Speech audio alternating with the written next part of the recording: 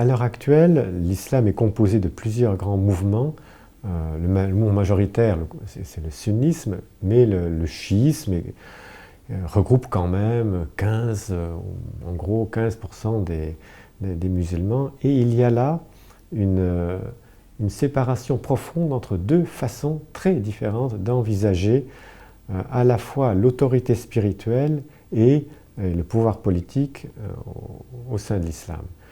La séparation entre les deux mouvements est née très très tôt, dès les premières guerres civiles qui ont suivi la mort du prophète Mohammed.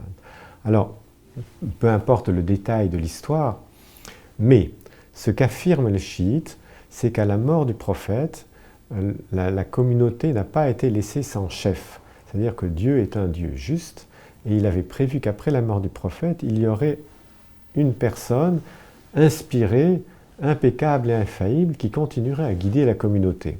Et que jusqu'à la fin des temps, les musulmans auraient un chef qu'on appelle un imam, impeccable, infaillible, qui les guidera jusqu'à la fin.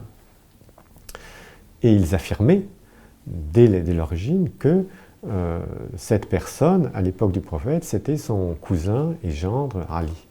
Et que Ali a été désigné explicitement par le prophète comme son successeur. Non pas comme prophète lui aussi, mais comme imam, comme donc celui qui devait expliquer, guider la communauté, expliquer le Coran.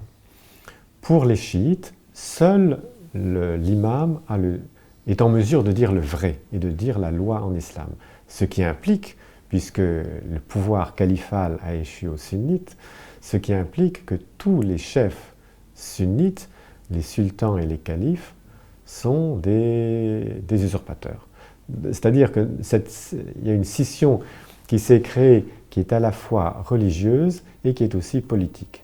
Elle est religieuse parce qu'au fond, la vérité est à chercher pour les chiites, non pas dans le Coran et dans les hadiths du prophète Mohammed seul, mais dans le Coran, dans les paroles de Mohammed et surtout dans les paroles des imams qui ont suivi pendant les siècles. Et ce qui fait que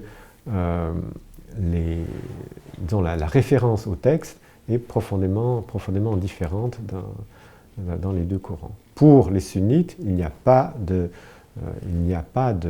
successeur infaillible au prophète Mohammed, et en quelque sorte, la responsabilité de dire le vrai et de dire la loi est comme conférée collectivement à toute la communauté, à toute la Ummah, et notamment à ses savants.